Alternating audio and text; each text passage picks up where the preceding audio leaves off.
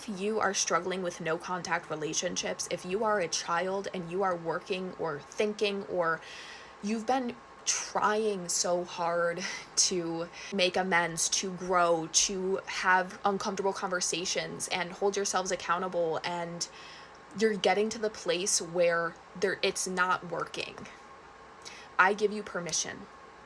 I give you my full permission. I have chills right now to go no contact. I think that a lot of parents, I've seen so many pieces of content made about this topic. Very important to be reminded, if you are the child watching this, or the parent watching this, that for the child to get to that place where they're even considering making that decision, it's not easy to get there.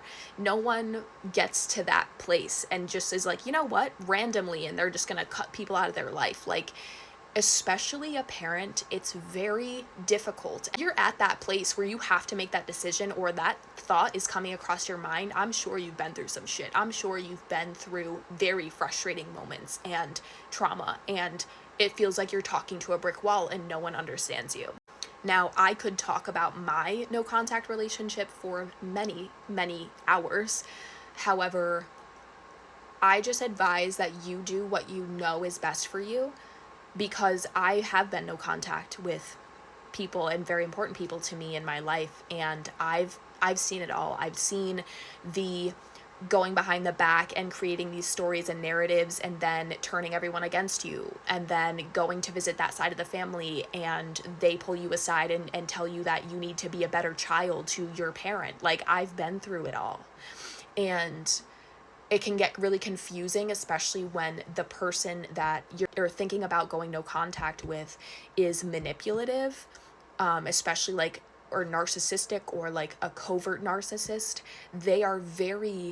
They've mastered the game of wearing the mask. They've mastered the ability to manipulate people around them so that people genuinely believe what they're saying and make you out to be the villain. And I think that one of the most amazing things that I could do, because we know we can't control anybody besides ourselves, and one of the most amazing things that I ever did for myself regarding this topic and conversation is learning to not give a actual shit about what anyone thinks about me.